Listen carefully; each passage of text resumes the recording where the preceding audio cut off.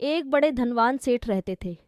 वह विष्णु भगवान के परम भक्त थे और हमेशा सच बोला करते थे।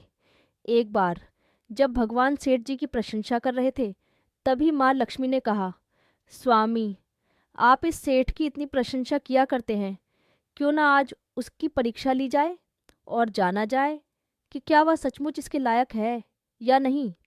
भगवान बोले, ठीक है, अभी सेठ गहरी निद्रा में है, जो आप उसके स्वप्न में जाएं और उसकी परीक्षा ले लें।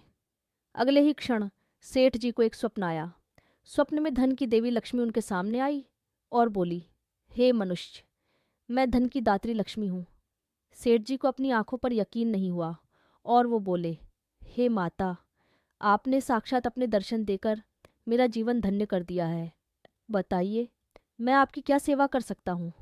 कुछ नहीं, मैं तो बस इतना बताने आई हूँ कि मेरा स्वभाव चंचल है और वर्षों से तुम्हारे भवन में निवास करते करते मैं ऊब चुकी हूँ और यहाँ से जा रही हूँ।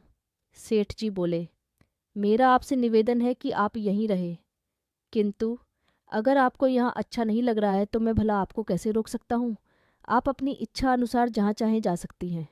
और माँ लक्ष्मी उसके घर से चली गई। थोड़ी देर बाद वे रूप बदलकर पुनः सेठ के स्वप्न में यश के रूप में आईं और बोलीं, सेठ, मुझे पहचान रहे हो। सेठ, नहीं महोदय, आपको नहीं पहचाना। यश, मैं यश हूँ। मैं ही तेरी कीर्ति और प्रसिद्धि का कारण हूँ।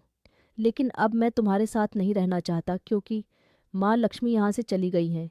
अतः मेरा भी यहाँ कोई काम नहीं। सेठ, ठीक है, यदि आप भी जाना चाहते हैं तो वही सही।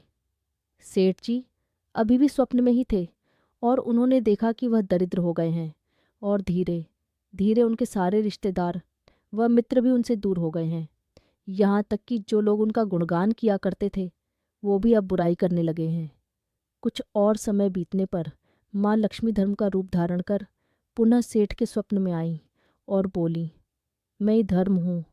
माँ लक्ष्मी और यश के जाने के बाद मैं भी इस दरिद्रता में तुम्हारा साथ नहीं दे सकता। मैं जा रहा हूँ। जैसी आपकी इच्छा, सेठ ने उत्तर दिया और धर्म भी वहाँ से चला गया।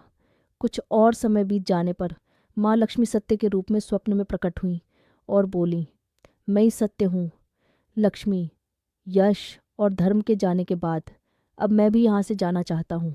ऐसा सुन सेठ जी ने तुरंत सत्य के पांव पकड़ लिए और बोले, हे महाराज, मैं आपको नहीं जाने दूंगा।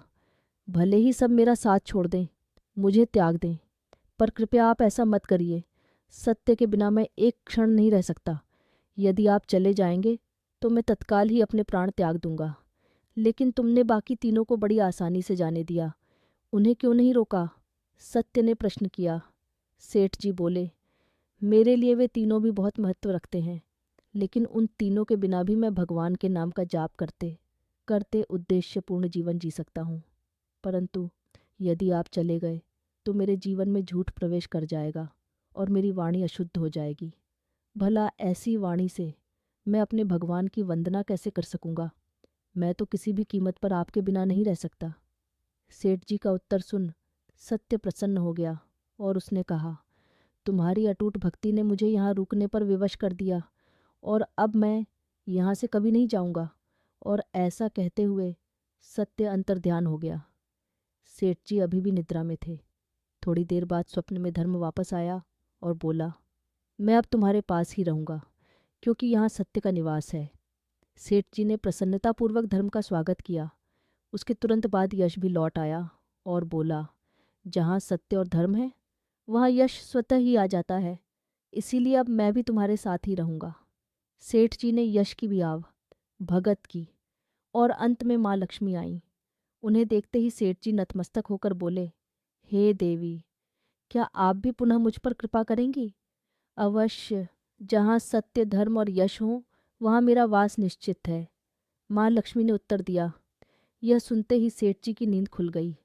उन्हें यह सब स्वप्न लगा, पर वास्तविकता में वह एक कड़ी परीक्षा से उत्तीर्ण होकर निकले थे। मित्रों, हमें भी हमेशा याद रखना चाहिए कि जहाँ सत्य का निवास होता है वहाँ यश, धर्म और लक्ष्मी का निवास स्वतः ही हो जाता है। सत्य है तो सिद्धि, प्रसिद्धि और समृद्धि है। जय श्री लक्ष्मी नारायण।